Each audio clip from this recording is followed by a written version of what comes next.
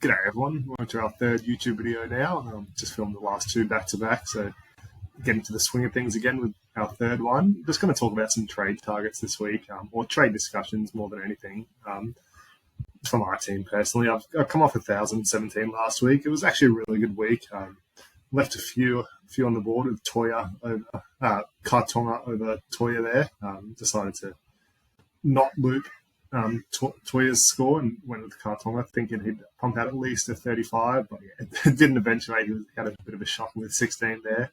Also, Hubner on the bench over Yongi Savala, but yeah, it's all right. I stand by those decisions. 1,017 is pretty good. I brought in Walshy for Campbell, which turned out the worst possible result with Walshy getting injured as well.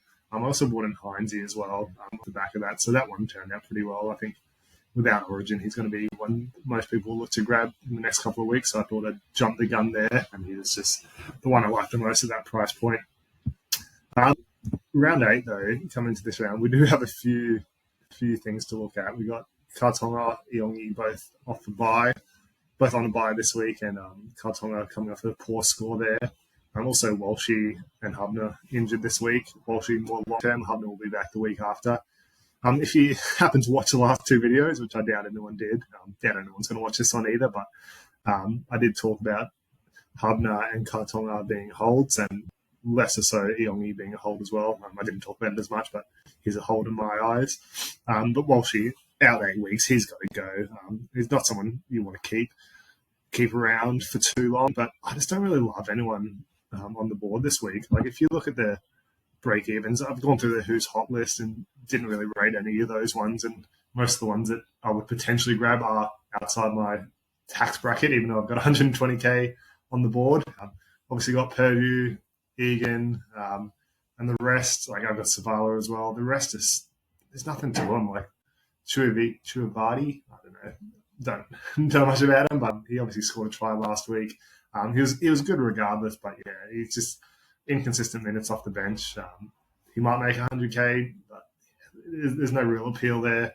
Halasima back on the bench this week. Didn't do too much apart from his try last week in base. Jazz Tavanga, he's good actually. He is one I am considering. Named in the hook position again this week, but he's had a couple and at hooker. His just minutes are all over the place. Like, he got a 61 last week in 69 minutes, but there were a few injuries. So that's his only one above 51 minutes, and even there he only scored 17. So his role's a bit inconsistent. He does have some merit, but yeah, at 329k, the only appeal would be the hooker position, really, because I've only been running Mamo for the last 5, 6, 7 weeks or so after I got rid of Watson. So he's the only one that's appealing with a super low break even. Strange, yeah, like he's priced at 32, coming off of 46, but doesn't do a great deal. And the rest, yeah, there's just nothing to him. But if you look at it, if you actually go the opposite way, there's heaps with a high break even which have some appeal soon. Like you and Aitken coming off a 13, break even of 77. He's not one to grab now, but like last season in the second row, he's been named in the second row this week. He averaged 52.5, 56.5 without injuries. Like, that is incredible. And obviously he played centre in the first 2 weeks, got a try in the first week, but that's not what we're looking for. Like, if he's in the second row, he's going to average those 50s, and he's priced at 48 now, which is already appealing, but can't grab him this week with a high break even. But even if he just pumps out his 55s again, he's going to go down another 30k or so, and then he's done make money. So he is one to grab in the next couple of weeks if he continues to play in the second row. So I've got my eyes out on him. I think he has decent buys. Yeah, he obviously misses round 12, but apart from that, maybe he's one to grab in round 13, or even before if he starts pumping out 50s, 60s in that second row spot again. So that's one I'm really keen to grab in the next couple of weeks. Also, I talked about Ponga loosely in the last video. Obviously, with Origin, he's more of a mid-year grab as opposed to now, but his price is so appealing at 45. He's been shocking, obviously, but priced at 45, he averaged 55 last season, 56 maybe, still with a high break even, so he's not one to grab this week, but he's very interesting, even though he does play Origin. same as Latrell. Like if Origin wasn't in consideration, I'd probably be bringing in these two next week or the week after. Just based at where they're priced at. Latrell hasn't dropped a ton, but obviously he's a long-term keeper in that winger fullback position. Max Plath, not really interested. Eli Katoa, very interested. He misses rounds 12s and 15 with the bye, which is unfortunate. He's coming off a low score. He should lose a little bit of money in the next couple of weeks. Only scored a try in the first 2 weeks and still pumping out 53, 63.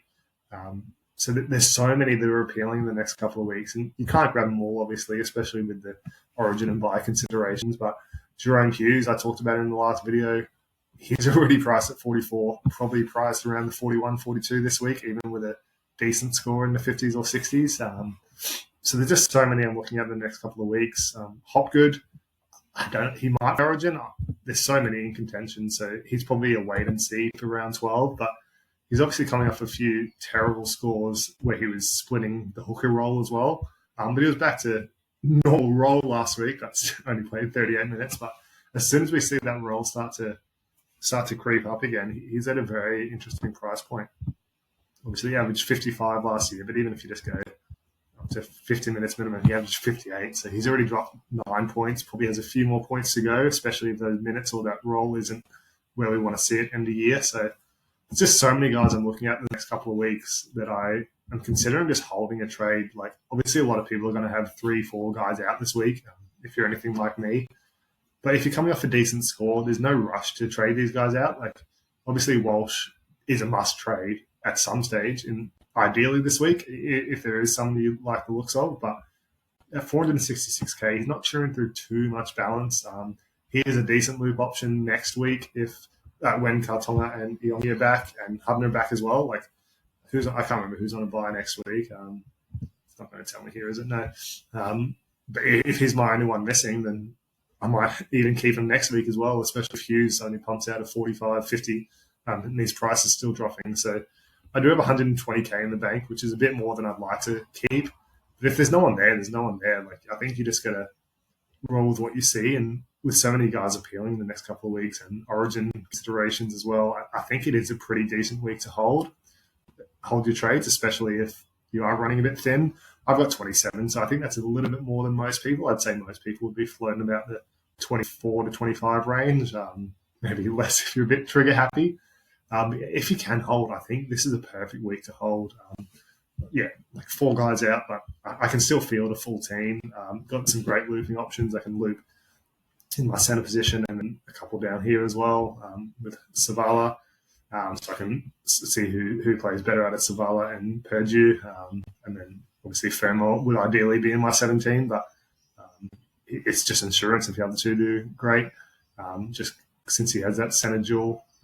If you can hold, I think you should. I think it's a great week. I think a lot of people will be forced into trades, but there's actually not a lot on the board. So I think there is great value in holding this week and then getting some of those underpriced keepers next week.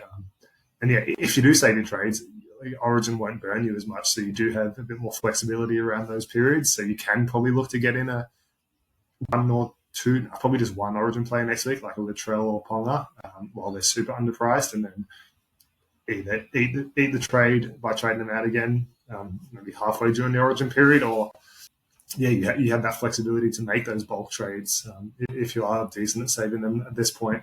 Obviously, we're going to get our extra trades at some point, but yeah. I think this week's a perfect week to hold. I think go against the crowd if you can. There's so many options on board in the next couple of weeks, which you'll have the luxury of bringing in if you hold against the masses. So that's my advice this week, guys. Hold if you can, as long as you can field a 17, of course, but I don't think there should be too many worries there. And just remember to loop all your players. There's a few decent options this week. So, yeah, hold if you can, guys. Thank you. See ya.